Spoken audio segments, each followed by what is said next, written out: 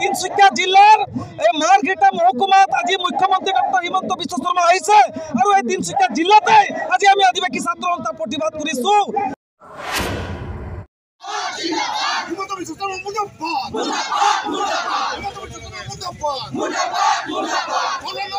বিষয়ববীয়া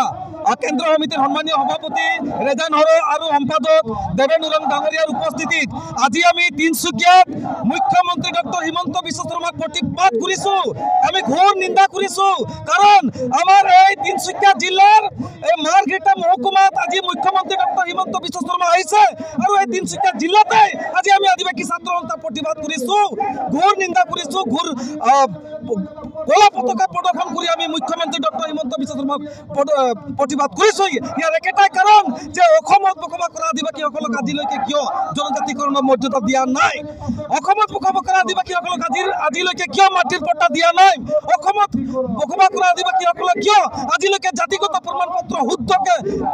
প্ৰদান কৰা নাই, অসমত বসবাস কৰা আদিবাসী শ্ৰমিক লোকসকলৰ কিয় আজিলৈকে মিনিমাম ৱেজেছ এক্ট লাগু হোৱা নাই, 551 টকা মিনিমাম ৱেজেছ এক দিনৰ হাজিৰা আজিলৈকে কিয় লাগু হোৱা নাই, কিয় আজি 2022 চনত আদিবাসী শান্তি চুক্তি হৈছে, তাত আজিলৈকে আখৰে আখৰে সেই শান্তি চুক্তি কিয় আজি আখৰে আখৰে পালন কৰা নাই, আজিলৈকে যিবিলাক আদিবাসীসকলৰ 6-5 হৈছিলে এওঁলোকক আজিলৈকে কিয় সংস্থাপনৰ ব্যৱস্থা কৰা নাই। স্পষ্টভাৱে কৈছোঁ, এই হিমন্ত বিশ্ব শৰ্মা ডক্টৰ হিমন্ত বিশ্ব শৰ্মাক আমি কৈছোঁ 2026 চনৰ আগে আগে অসমৰ আদিবাসীসকলক যেতিয়ালৈকে মাটিৰ পট্টা, জনজাতিকৰণৰ মৰ্যাদা আৰু চাহ শ্ৰমিকৰ দৈনিক মজুৰি 551 টকা, জাতিগত প্ৰমাণ পত্ৰ শুদ্ধকে, লগতে অসমৰ আদিবাসীসকলক যেতিয়ালৈকে যিটো আদিবাসী শান্তি চুক্তি হৈছে শান্তি চুক্তিত আখৰে আখৰে পালন নহয় তেতিয়ালৈকে কিন্তু ঘোৰ আন্দোলন কৰিব, জংগী আন্দোলন হ'ব